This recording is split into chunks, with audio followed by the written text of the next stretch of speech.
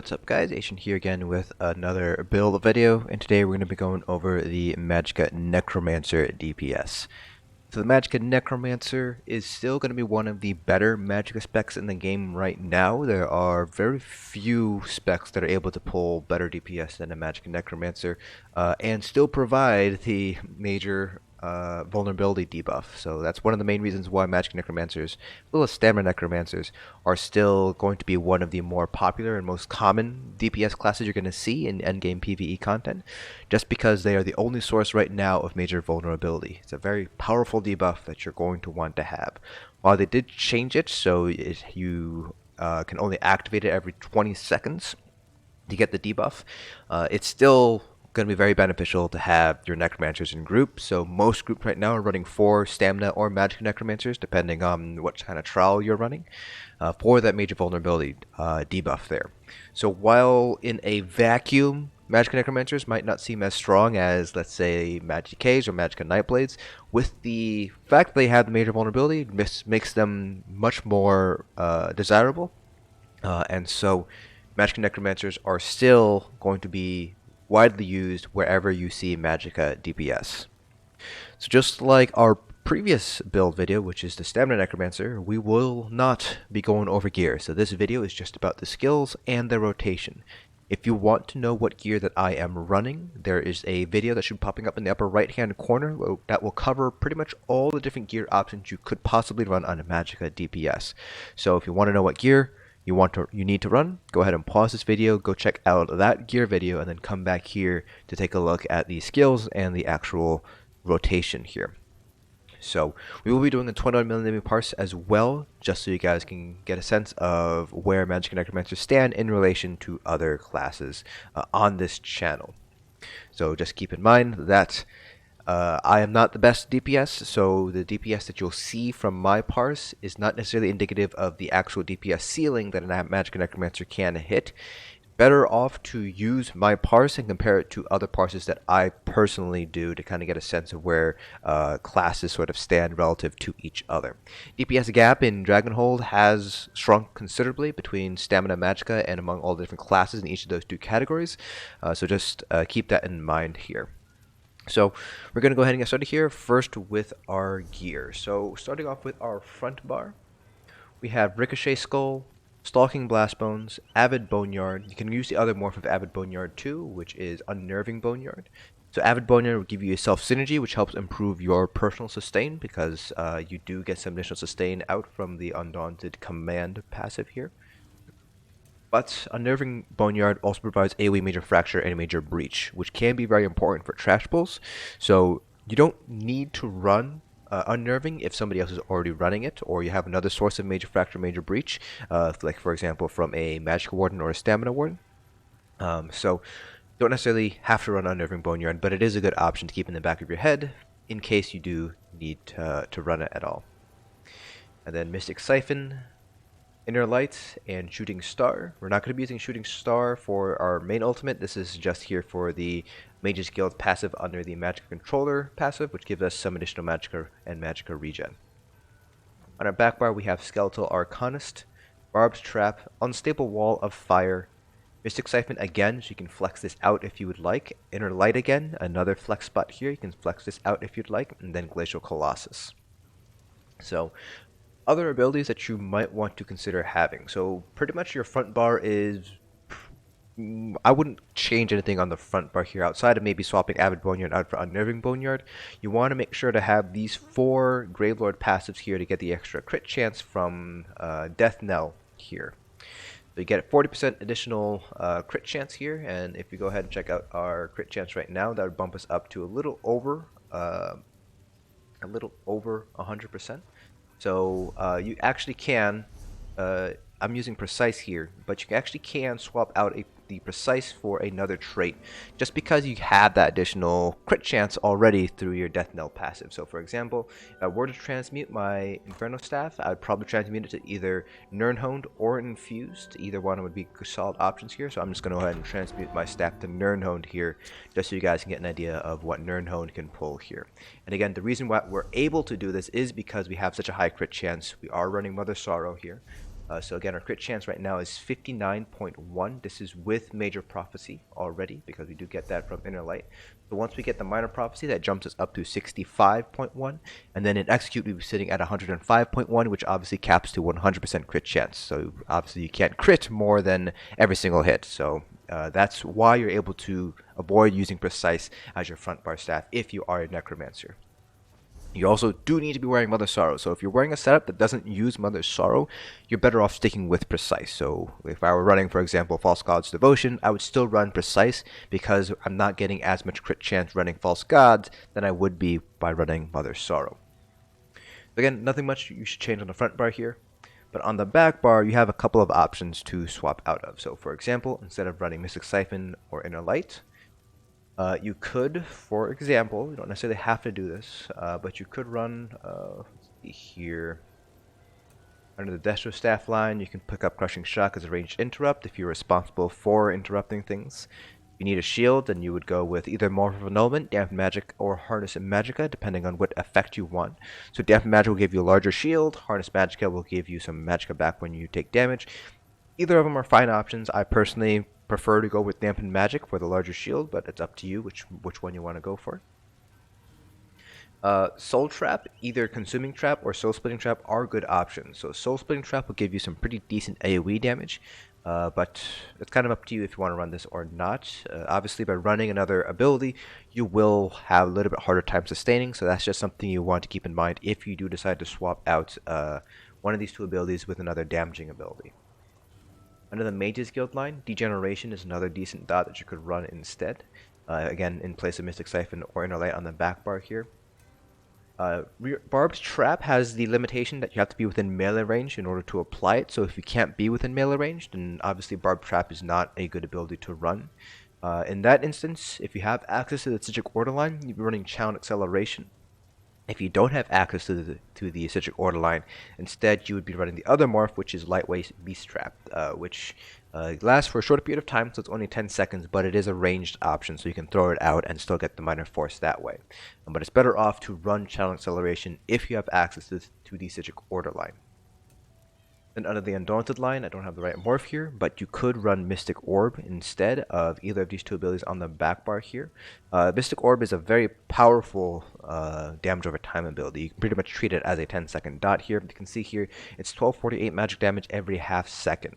So really powerful here. It also provides some additional resources back with the Combustion synergy. And with larger bosses that have very large hitboxes, it's very possible to get all 20 ticks of Mystic Orbs to go off. For smaller bosses, like a trial dummy like you see here, you probably won't be able to get all 20 ticks going, but if you can, for like example, the Dragons in Sunspire or St. Olms in Asylum, definitely consider using Mystic Orb. It's very powerful for those bosses, and in AoE fights, Mystic Orb is pretty much unmatched when it comes to AoE potential. And that's pretty much it for all the flex spots here. So again, your front bar, don't change anything on the front bar here. The only thing you might potentially change would be swapping Shooting Star out for Glacial Colossus again. That way you don't have to worry about which bar you're on when you use the Glacial Colossus. Putting it on your front bar will also give you 50% for Death Knell. So if for some reason you are still below like 50% crit chance after Major or Minor Prophecy with your gear setup, you should pick up Glacial Colossus on the front bar to get that extra crit chance in here and Execute. But on the back bar, you can swap out Mystic Siphon and Inner Light here for any of the abilities that I already mentioned earlier. One thing I do want to point out here with champion points is because we are on a Necromancer, we don't need any points in the Spell Erosion because we do have some additional penetration through the Gravelord passives. So in this instance, you will have a different CP setup. So you can see here I have no points in the Spell Erosion. I bumped Elemental Expert up to 75. I bumped Elfborn up to 72. Master at Arms is up to 72. Thaumaturge is at 37. So you can see here that's because we don't need to put any points in Spell Erosion, we have a few extra points to play around with here. I do check something fast. I do have all my points in Mooncap still, so I just want to swap that out. But yeah, that's pretty much it for this build, or to say this skill line. So let's go ahead and talk about the rotation. Rotation is pretty much centered around Stalking Blastbones. So Stalking Blastbones, it takes 2.5 seconds to arm, And if you're within melee range, it just explodes right away after it's armed. So you can pretty much treat it as just like Shulks, how you treat Shulks on Magicka Warden. So you basically activate it, you do 2 global cooldowns, that's 2 abilities, and then you use Stalking Blastbones again. So for the global cooldowns between the Blastbones, you'd basically be re-upping any dots that are running out. And if they don't have any dots that you need to renew, then you would just be running Ricochet Skull instead. So that's kind of the whole premise of the rotation. Now, the tricky part with Magicka Necromancers is it's not always going to be 2 global cooldowns, 2 abilities between each Stalking Blastbones. If we're within melee range, then yes, it is 2 global cooldowns. So for example, Stalking Blastbones, 2, 1, 2, 1, 2. But if you're playing farther away, let's say you have to play at range, let's say you're all the way back here. 1, 2, 3. You can see here that I have to add in an extra cooldown here. So that's something you want to consider. It's always going to be either 2 or 3, just because of the range on blockade. So if you were to, let me just get out of combat with it real fast. You can see here I am just barely out of range of blockade here. So you will not be classing Blastbones this far back. If I were to inch up a little bit here, you can see here right now I'm just at the edge of block 8 here. So this is about as far as you would go if you were playing at range. So 1, 2, 3. So you're always going to do either 2 or 3 global cooldowns depending on how far away you are. The cutoff is a little bit hard to gauge. So for example, if we go here, 1, 2. You still have to do 3. If you are up here, 1, 2. So it's pretty much if you are able to use Zaan, then you will be able to get 2 global cooldowns off. So this is about the limit of Zaan, like right around here. 1, 2. Well, that was strange. But so if you're outside of Zaan range, then you will need to use 3 global cooldowns. If you're within Zaan range, you can probably get away with 2. So just play around with that. That's kind of the tricky part of kind of mastering the Magicka Necromancer rotation, is really getting a sense of how many global cooldowns you can use between each Stalking Blastbones cast. But beyond that, like I said, it's just keeping an eye on your dots, renewing them as they need to be renewed between Stalking Blastbones, and if all of your dots are running, then just use Ricochet Skull. So for example, so let's say I'm starting my rotation here.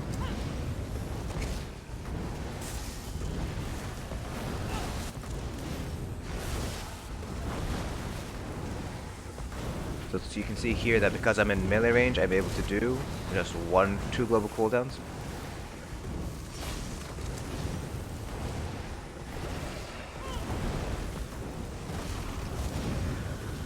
Like so.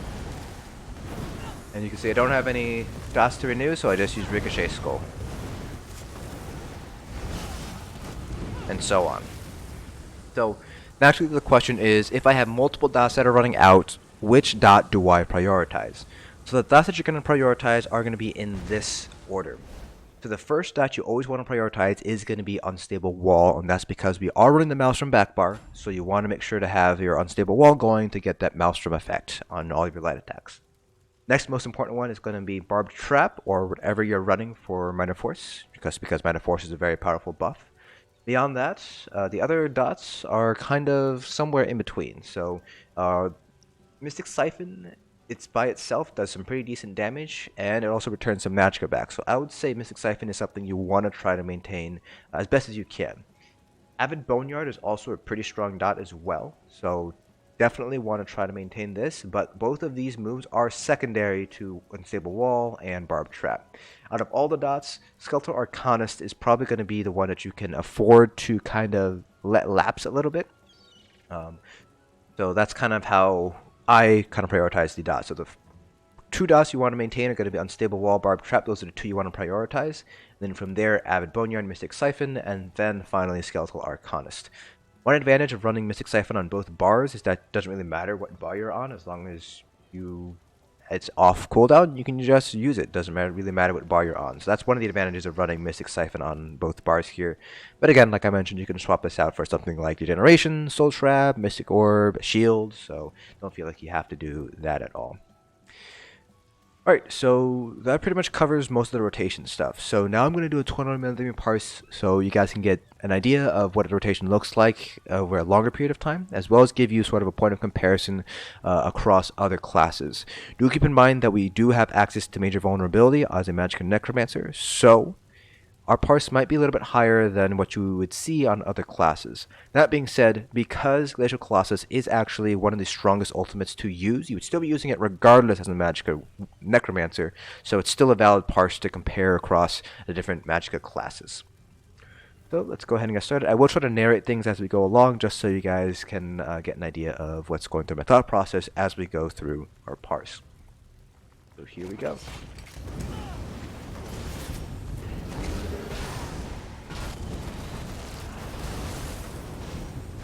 So one of the things you want to make sure you're doing with Boneyard is you're trying to make sure you are centering it on yourself.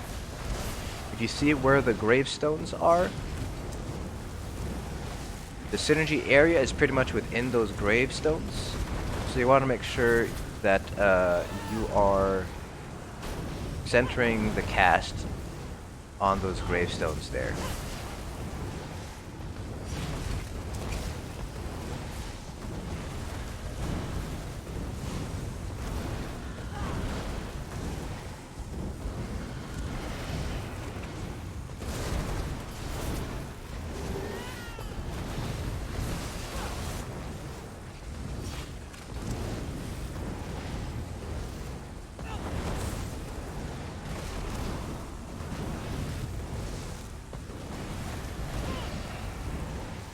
Colossus up, so we're going to use it.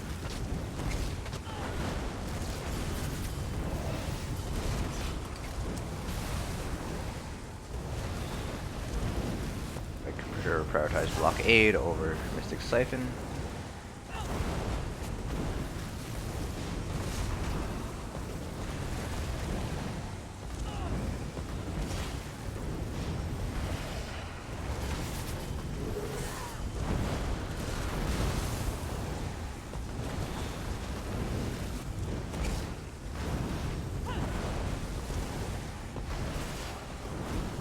We can see here, pretty straightforward, fairly dynamic.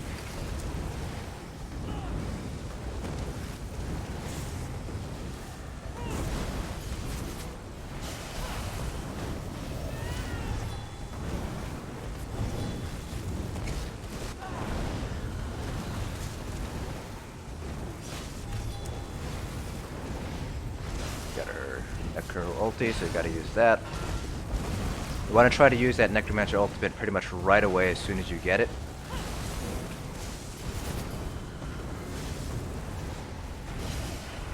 You don't want to be sitting on it for too long, unless your raid lead says, you know, don't use it yet, we're still on cooldown, or what have you. You definitely want to make sure you're activating that ultimate right away.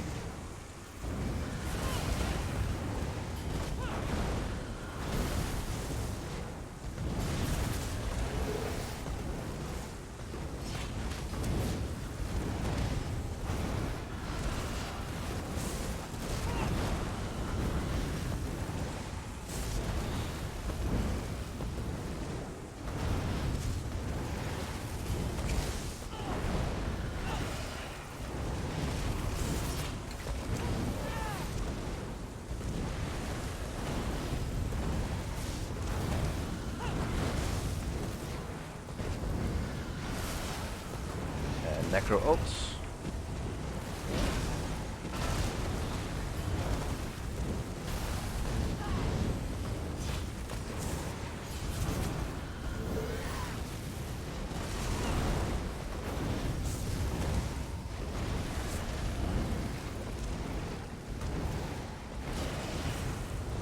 We're going into execute now, so I personally don't drop anything in execute.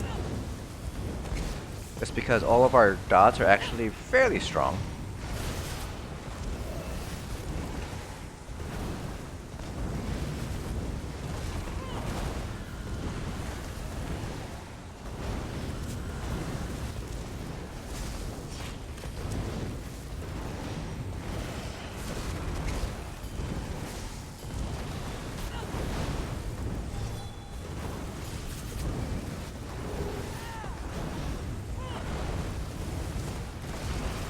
macro.